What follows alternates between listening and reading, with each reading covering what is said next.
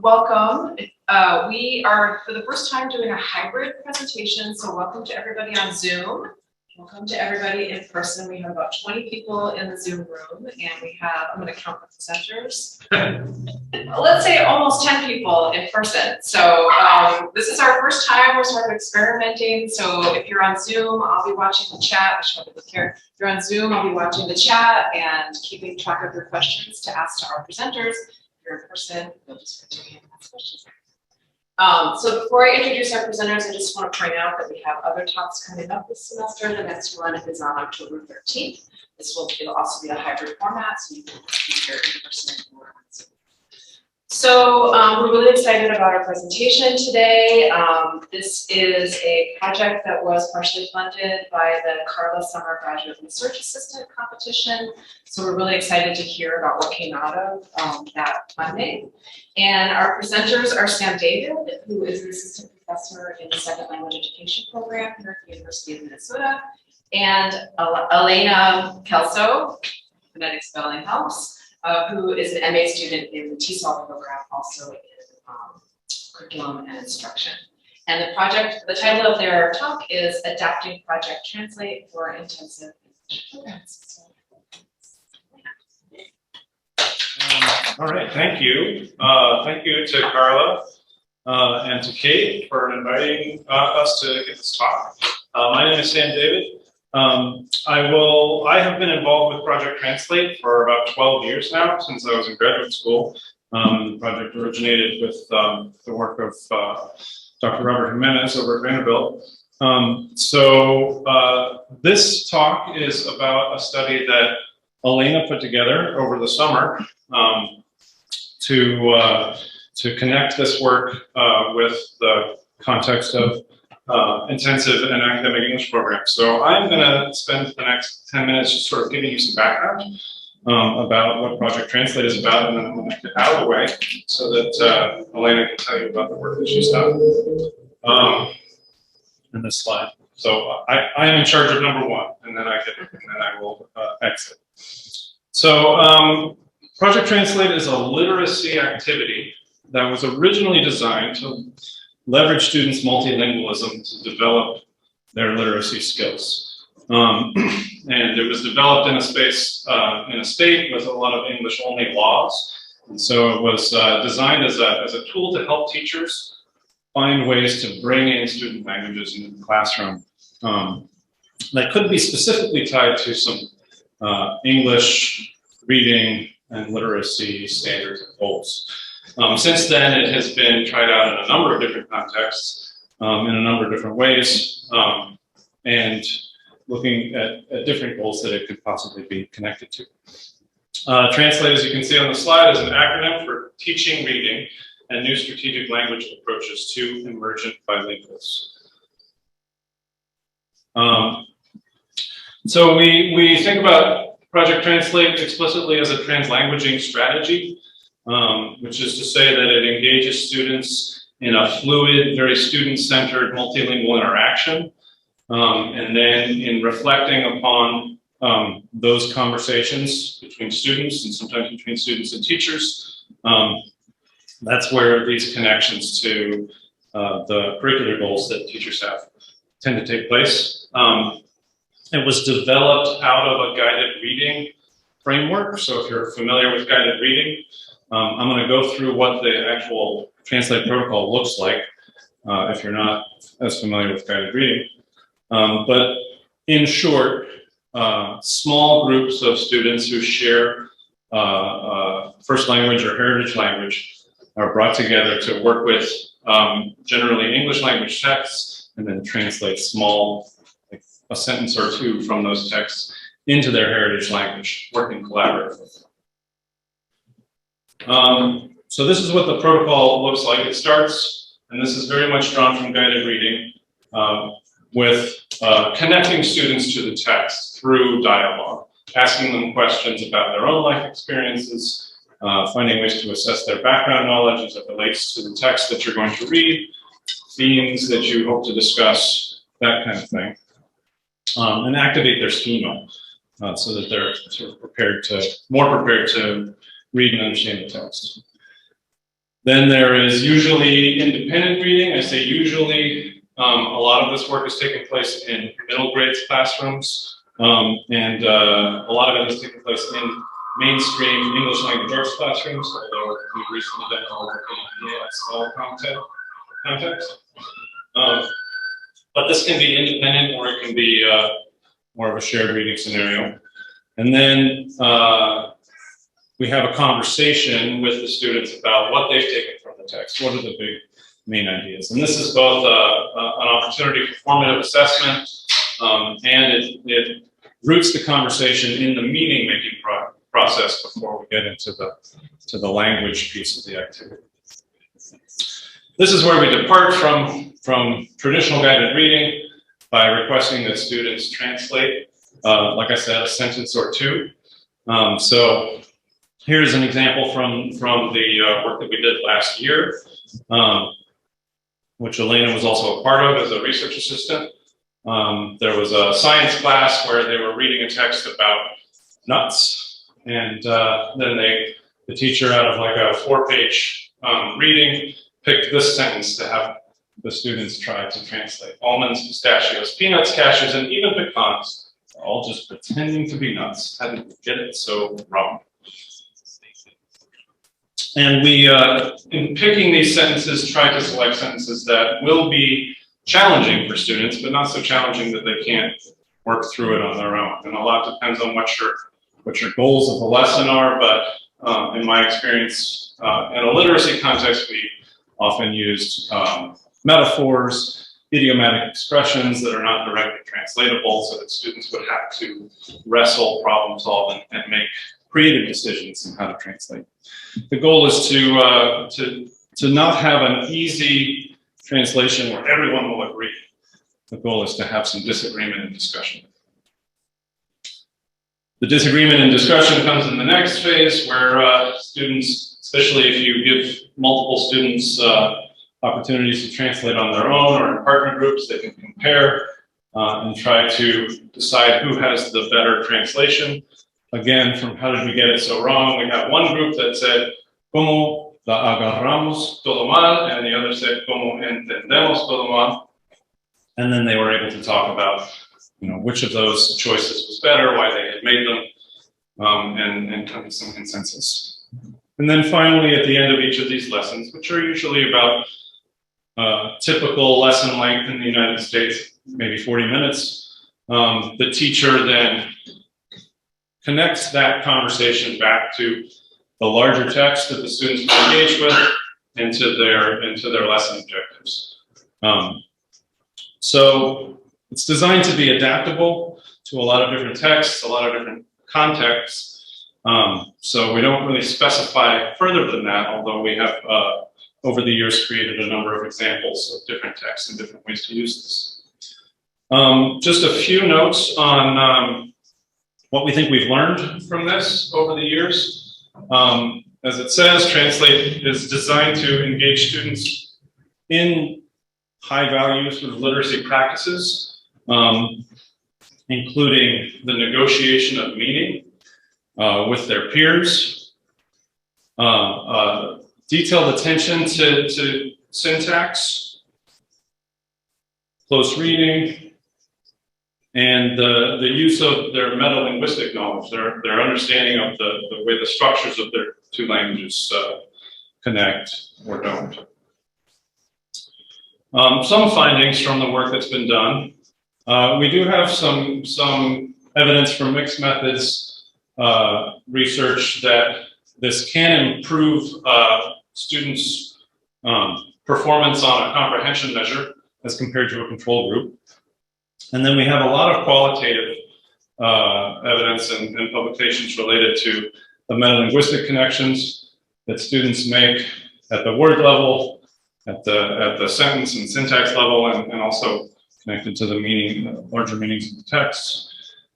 We've seen the way that teachers gain new insights into what their students know and can do with language. And connected to that, we've seen new forms of participation, such as when a student who has been very quiet suddenly has a more active role because they are able to be an expert at their language. And also teachers are taking on new forms of participation because they are put in a position of being co-learners rather than the authority. And so students have increased agency over their own learning and even over the way that the lesson is structured, as students and teachers need to negotiate what students are ready for and capable of based on the language and literacy proficiencies that they bring into the activity. So with that, I'm going to hand things over to Elena to talk about what she. Thank you. So I would like to take a moment as I start introducing this study to also share a little bit about my background, because this study is built on the work of Project Translate, which has been going long before me. But in addition, I've been teaching in higher education and community education settings for about 6 years. And so when introduced to some of the ideology and pedagogy behind translanguaging, I was looking for ways that this also applied to my experience. So with that, a little bit of background on translanguaging in TESOL right now. So with the monolingual turn, and particularly in the past 8 to 10 years, or excuse me, the multilingual turn, returning from monolingualism, there has been a lot of work questioning the monolingual bias in TESOL. And recently in literature, that has come through 3 different lenses, so theoretical, descriptive, and pedagogical. And so this study is largely focused on the pedagogical side of things.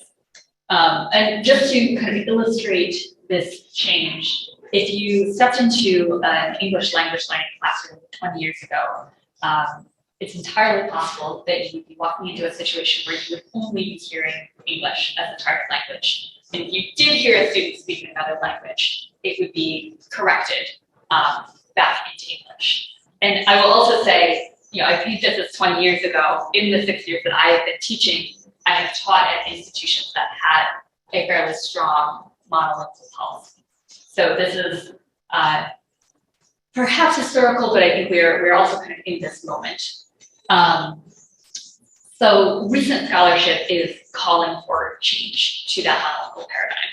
And some work has already been done in this area, certainly. So for example, one study done in 2020 by a fellow named Galante in Canada was done with academic English programs, and they did a variable group, a treatment group, where they encouraged students to use translanguaging in the classroom, both through structured practice activities and more free activities. And then they also had a control group, which was more based on a monolingual paradigm. And at the end of the semester, they found that the group that was encouraged to use translanguaging had significantly higher vocabulary learning over the course of that semester.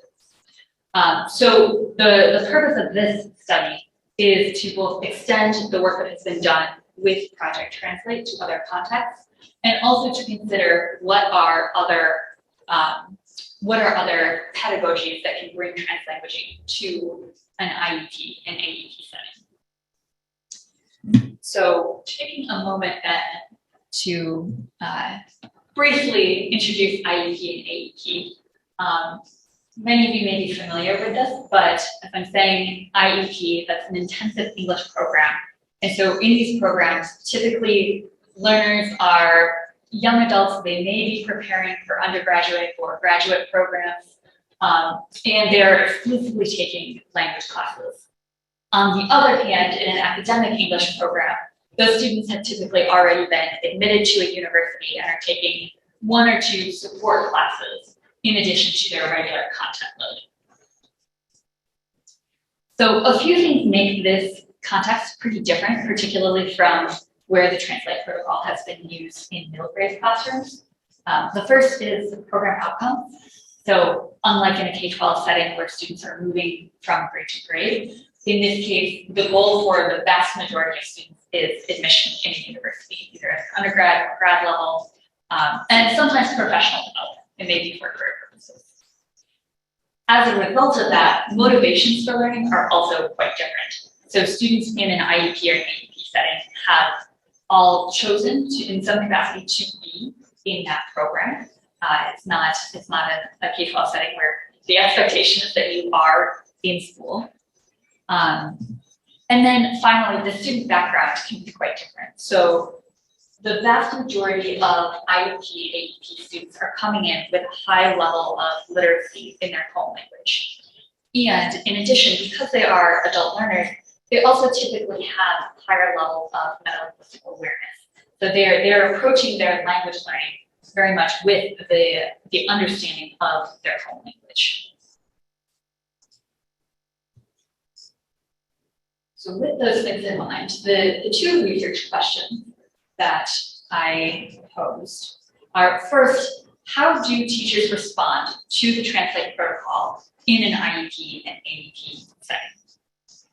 And then second, I asked, if the Translate protocol were to be adapted, what are the teachers thinking of as key considerations for this change?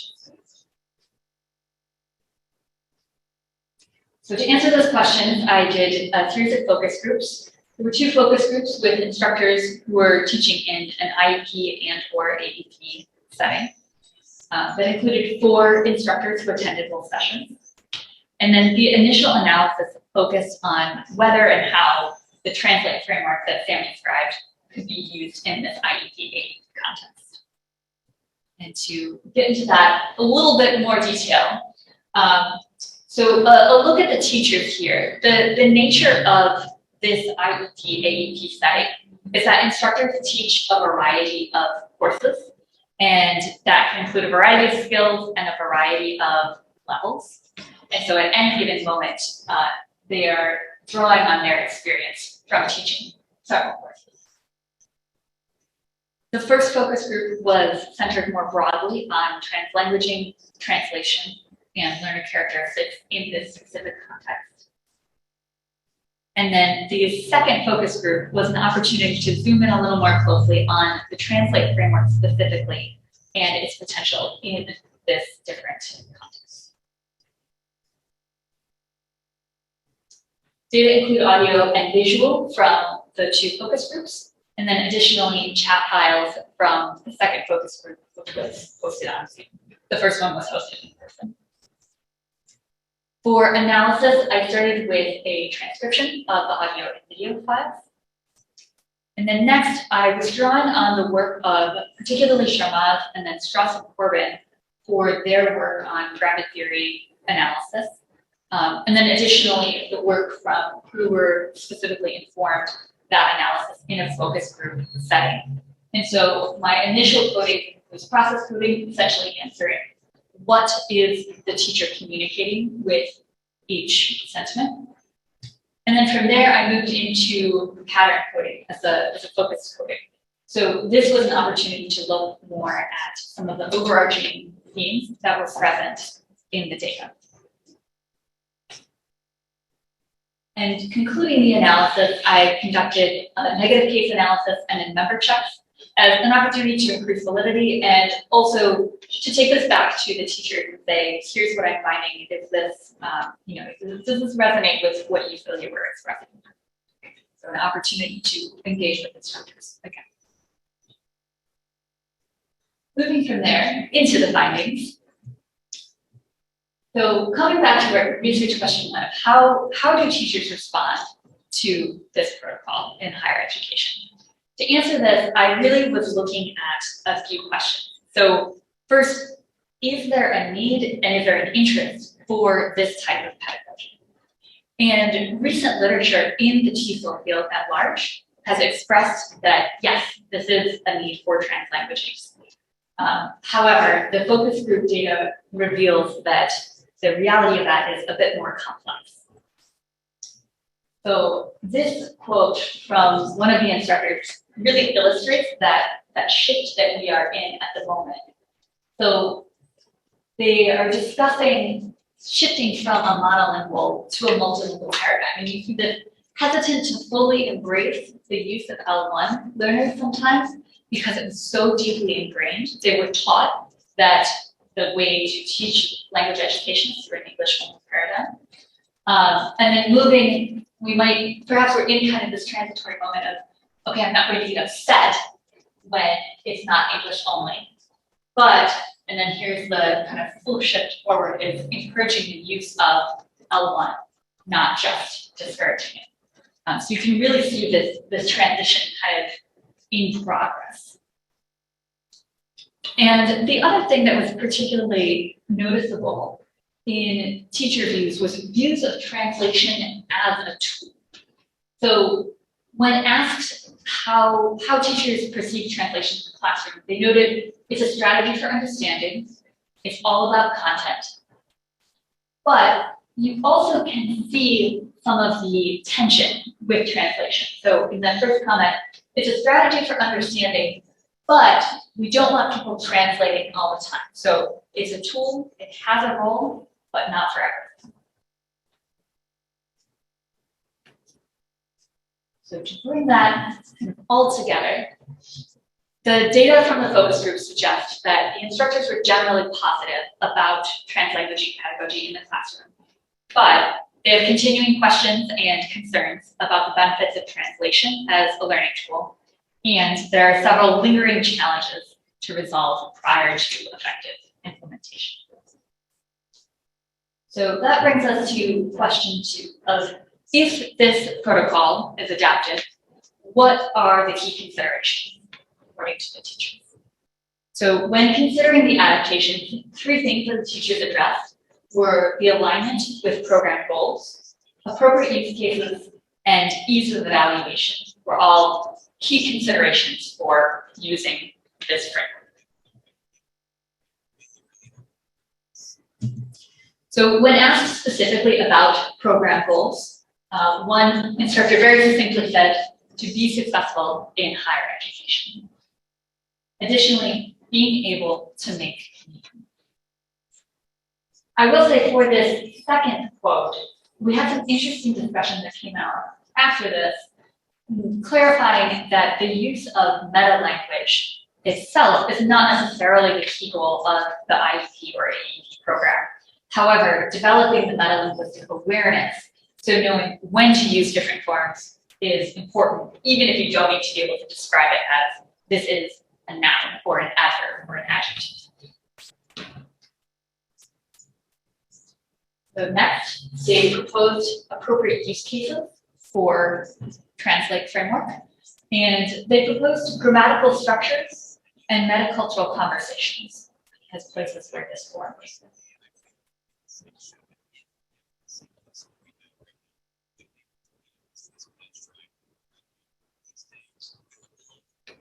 And here you can see there's kind of 2 different takes on that. And in further conversation, it came out that this inductive grammar framework, teachers were often thinking of this as something particularly in the IEP classes, which are very, very language focused and really focused on developing that metalinguistic awareness. And then in the academic English program and in the upper level IEP, they were considering the Translate framework in vocabulary and content comprehension.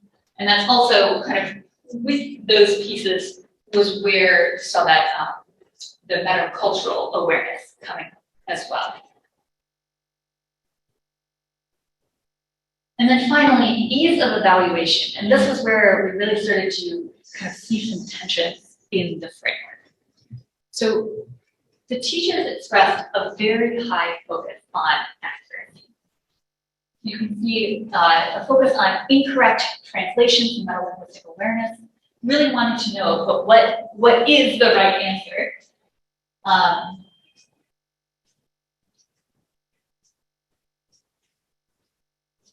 So these quotes are particularly interesting because the Translate framework and translanguaging as a theory is very focused on meaning making. And so this push for accuracy kind of comes into a natural tension with that theory.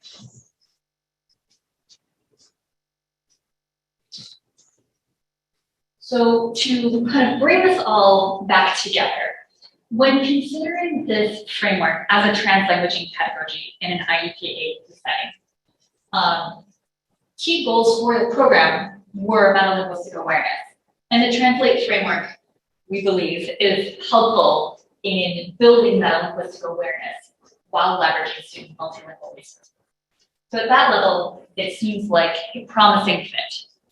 And I want to take a minute to come back to the start that Sam was discussing and just kind of talk through how this might be adapted for an IEP or AAP setting. So in connecting students to the text, we have learned in the middle grade classrooms that choosing your text material is very, very important. And the way you choose your materials will certainly drive what some of the conversations are. But in addition to connecting students to the content of the text in an IEP, AEP setting, especially if you were using this, for example, for an inductive grammar activity, then taking a moment to also connect students to the language objectives. And then steps 2, 3, and 4 are going to look very similar to the initial framework. So giving students an opportunity to conduct the reading, to share main ideas, and then, of course, requesting the translation. And then step 5 becomes a little bit different again. So students, again, will be taking that time to communicate, to negotiate their translation. But this is also an opportunity to look for inductive language patterns. So not only looking for what patterns are you seeing in the target language, but additionally, how are those patterns similar or different to your translation in your home language or in whatever language that you've chosen to translate. And then finally, at the end, in addition to connecting to the text, again, bringing this back to the language objectives as well as other broader content learning objectives. And then I briefly touched on this, but I just want to reiterate. So this translanguaging theory is critical of the notion of accuracy. And yet it seems pretty apparent that this is considered central to the language learning process in an IEP AEP setting. So I think this is kind of a fruit for future investigation of, so how can students balance this focus on accuracy while also using their full linguistic repertoire and really building on their meaning-making skills. So that leads us into a couple of unresolved challenges, which first, one of the instructors posed the question of, is the use of translation confidence building or reducing? And particularly when you're a student who has chosen a particular program for the purpose of building language skills, wondering how are students responding to this? In addition, the challenge is solo students. So typically this framework has been used when there are several students who are communicating among a shared home language. In an IEP, AEP setting, that is just often not the reality. So classes tend to be highly multilingual, and it's entirely possible you would have quite a few students who don't share a home language with anyone. And then finally, that tension between evaluation and accuracy and the desire to get it right versus building and really letting the students kind of lead that conversation.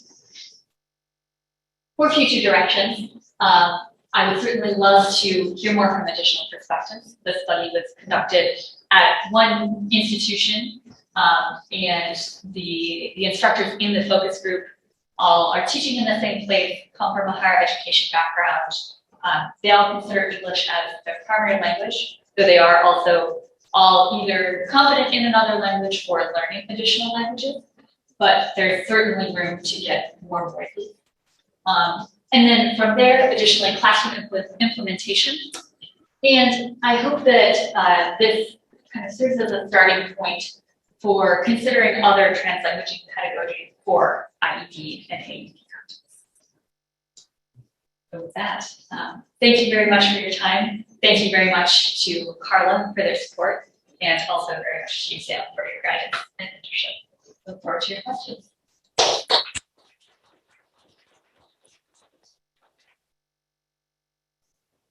I can get the ball rolling. There aren't any questions in the chat yet, but I have lots of questions. Super interesting to me.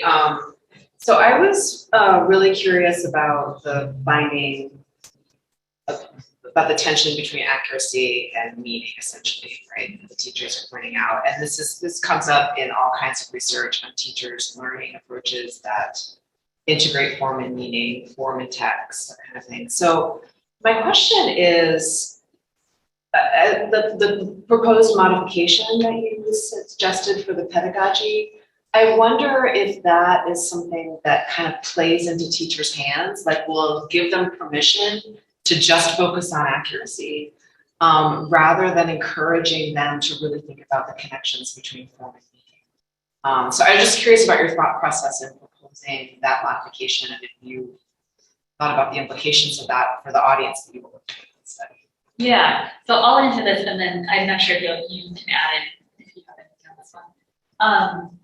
Yeah, I think that's a really interesting point, and I think something that we have been finding is that there is a hurdle to get this into the classroom. So while I agree that ultimately this should be a very student-centered and student-driven process, however, even looking at the quote from one of the first teachers saying, okay, I'm okay with languages in the classroom, but not encouraging it, I think what the framework does well is it opens the door to start moving in that direction. So I think there's certainly room to continue going much further, but based on what I was hearing from where teachers are today, it seems like a way to open the door.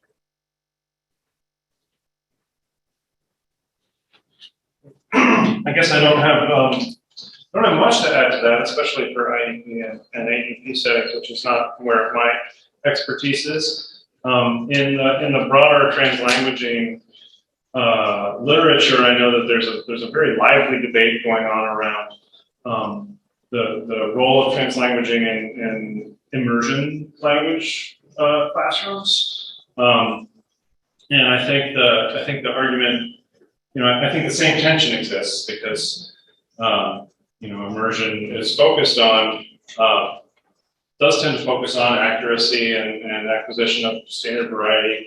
And I think the argument coming from the translanguaging advocates is that it doesn't have to be translanguaging all the time, but carving out a space where it's centrally about meaning making and sort of creatively and adaptively using your language resources has benefits even in these contexts. I'll just add that. The same tension exists in world language classrooms too, so that's why it's so interesting to see the same results.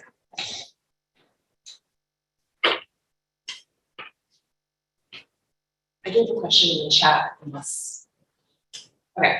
So there's a question, and I actually have this question too. I'm going to paraphrase a little bit, James. So this is a question from James who asks if you could talk a little bit about the distinction you're making between translanguaging and translating.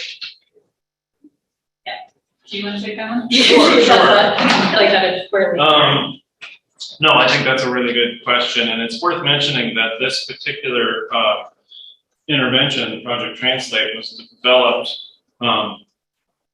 prior to our research team really assimilating the translanguaging literature, which was just, I think, starting to become more well known when I got involved with the project anyway.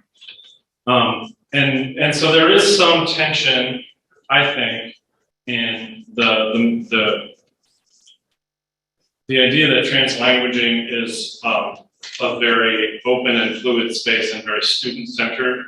With something like this where we say, here's your task, go translate this thing. But we position this kind of translation as a translanguaging pedagogy, largely because once you ask students to do the task, then as an instructor, you step away a bit. And it's not about what kind of product you produce and the accuracy of the translation. It's about the process that students engage in. And those spaces are very translanguable. and very fluid. So that's sort of the translanguaging moment in these lessons. And that can be extended further with good facilitation by a teacher. But there is a tension, and we've seen that with some of our teachers who share a language with their students, what to do about non-standard language that's brought into the translation process. But worth mentioning that this is also very different from the kind of translation that has traditionally been associated with the language classroom in terms of the grammar translation task, which is much more about learning the rules and applying them in a more individualistic way with a focus on accuracy. Whereas this is about creating a challenge and a language space where students can wrestle and collaborate and talk. I hope that answered the question. Okay, there's more from the chat. So you mentioned the different languages in the classroom, and there's a question from Michelle who is curious to know about how the teacher, and Michelle, I'm paraphrasing, so how the teacher navigates this activity when their first language isn't the same as their students. So the actual question is, does the instructor need to know the L1 of the students to assess the accuracy of their translation from their, actually it's from English to their L1, right? Yeah, right. So. Well, the answer to the question is yes, but of course, as I just said, assessing the accuracy of the translation is emphatically not part of the intervention as it's been designed, right? As we look at how it could be adapted for other contexts and other purposes, there might be some retreat from that, but the big idea here is that it's the student's language. The students have a lot of agency there. And oftentimes, sometimes we'll bring in Google Translate. Either the students can use it as a tool or it becomes like a foil for them. Like they produce a translation and then we say, oh, here's a Google Translate version. And sometimes Google Translate has its own inaccuracies, but oftentimes these days it's getting more and more accurate, but it's very academic. And so students will say, oh yeah, that's correct, but I wouldn't use those words. So it opens space for that kind of conversation about dialect difference, register, and those which we put into the category of metalinguistic awareness and metalinguistic knowledge that we're looking to develop. I don't know if you want to add anything to that. Yeah, so I can add just a little bit for this specific context because that was something I was very much wrestling with as well. Because it's clearly a pragmatic constraint. However, when I'm going to jump back a few slides actually to this protocol. So one thing that I think is kind of interesting is moving to step 5 and looking at this as an inductive noticing activity. In many ways, you actually remove the need for accuracy because what you are evaluating is not students' ability to correctly translate a sentence. What you're really looking for is those conversations that are building the metalinguistic awareness between languages. So it is possible that they may have an incorrect assumption in their home language. However, you're still going to be building that awareness of, okay, so what are the connections between my home language as I speak it and the target language? So I think you actually are able to remove some of that need for accuracy. And I'll just add in response to Kate's reframing question, the teacher's ability to speak the language of the students and understand it certainly makes a difference in their ability to formatively assess what's going on in these conversations and respond to it. A lot of the work we've been doing, the data collection that Elena was involved with in a middle school in the last year, is focused on that question. So how can teachers learn to see what students are doing and the kinds of metalinguistic problems they're wrestling with, even if they don't share a language. And some of that has to do with step 5 and 6, where you just ask the right kinds of questions to elicit students to talk about what it was that they wrestled with. But it's imperfect, and certainly a teacher who shares the language has a whole host of other resources at their disposal in order to respond effectively to students. So, but it's the central question that our work is, one of the central questions that our work is focused on now. I had a question. So I'm a teacher in the IEP, and I'm sold on this concept. I wish I could use it in my current class, but I have the solo students who don't share a language. My question is, how do you convince the students that this is helpful to them? You know, we're in English class, I'm gonna have you use your first language, I'm gonna have you translate something, and then I'm not gonna tell you if you're correct. Like, what is your pitch? Like, how do you sell it to them? No, this is helpful for you, this is beneficial.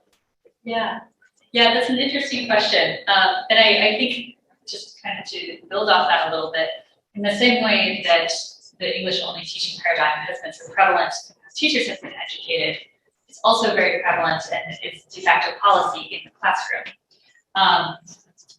If I were introducing this into my classroom, I think the key here is to be very clear on what you're trying to do. So encouraging the use of linguistic resources and saying, we're doing this to understand what are some of the connections between languages. That, frankly, it may, different students will respond differently. So it's something that even actually in the intervention that I mentioned early on in the Canadian academic English program, they commented that it was something that really developed throughout the course of the semester, because at first, students, they would ask students to translanguage, and they're like, no, I can't, or I won't. And then the student blatantly asked, like, so you want me to say this in my home language, even though you don't understand it? And so it did take, it takes a bit of retraining.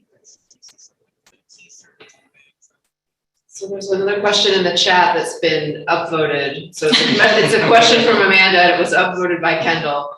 Even though you can't really do that in Zoom, but. So I'm going to read the question verbatim because Amanda's questions are always really interesting, but also a little bit complicated. So I can see your face, Amanda. I can see you smiling. I hope you know I'm just joking around. Okay, so the question is, IEPs are big business for institutions. So did teachers talk at all about this and expectations or foci? Given the monies in IEPs, what kind of structural changes would have to happen top down in order to facilitate a shift from traditional foci, i.e. accuracy, and toward more linguistically dynamic and justice-oriented approaches like those in Project Translate? The big question. Told you. I think I can start by answering and saying that was not part of the conversation. However, I think that those are very astute points in the acknowledgement of language education as a business. In terms of structural changes, I would be curious to get your take on this as well, but from my perspective as an educator and having talked to other instructors in these focus groups, I think a lot of those changes hopefully may come as some of the research is developing, but it also, I think, would need to become policy changes. And that's something where I'm thinking particularly about the program that I taught in previously that did have a strong English-only program. That was something that came down within the company's regulations through the academic coordinators. So I think there are some of those things that do need to be addressed at a much higher level.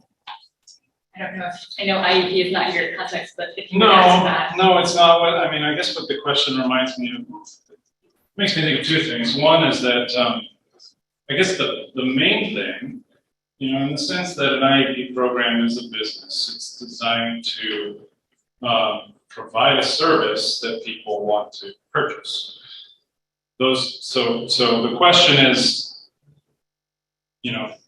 and this is more true, I think, in IEP, AEP than in K-12, that the students themselves are also focused on accuracy. They're carrying these monolingual ideologies about the languages that they use and that they're trying to learn. So part of what needs to happen is a larger societal change around our language ideologies, which is what the translanguaging movement is aiming for ultimately, right?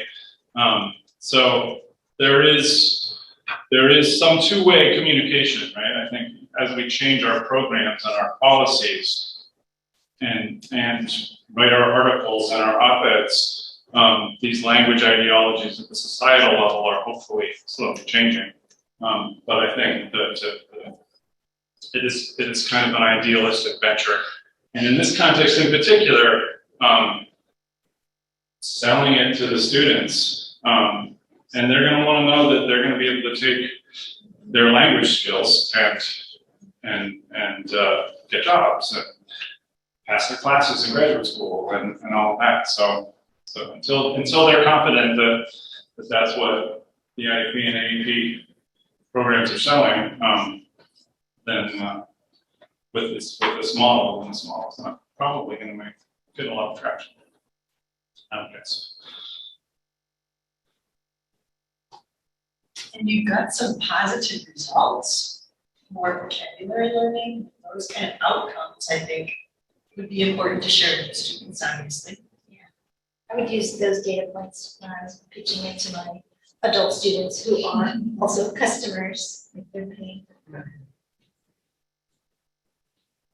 So there's one more question in the chat. I think we have time for it. And this is a question from John, who's wondering if in any of your research you have looked at students' proficiency in their L1 before implementing the program, like to sort of understand where they are in terms of their own grammatical knowledge. And And I paraphrased John. I apologize if I didn't capture exactly what you meant, but I hope I did. I would say, so we generally have collected that information, but we haven't controlled for it, largely because of the context in which we have done this work in the past. Much of the work that I was involved in previously was in an English language arts setting with students who were maybe formally in English as a second language programs and have graduated out, but may still be struggling readers. So, and then most recently in an ESL context. So to the degree that we could collect that information from the schools and the teachers, we did, but we haven't done anything in the way of formal assessments of their L1 proficiencies. I think that would be really interesting and helpful, especially because I think, as we've seen, I think it makes a big difference. The level of language proficiency and especially their literacy in L1 makes a big difference to how they participate in these kinds of activities. And just to briefly tack onto that, there is literature that's been done for an IEP AEP context that has demonstrated that these learners typically do come in with high levels of literacy in their home language, but building on what Sam says, we have not connected that yet with a specific protocol. Well, thank you so much. And this is such an interesting project. I have lots of thoughts rolling around in my head. So I really appreciate you sharing it. And I'm going to just step up to the podium just so the people online can hear me too. So I just want to say thank you to everybody who was online, and thank you to Sam and Elena. Thank you to our in-person audience. I apologize for any problems with the sound that folks were having. We couldn't troubleshoot during the presentation because it would have interrupted the presentation, but we're going to think about how to do this moving forward. So again, thank you to everybody, and we'll see you at the next Carla talk. Thank you so much.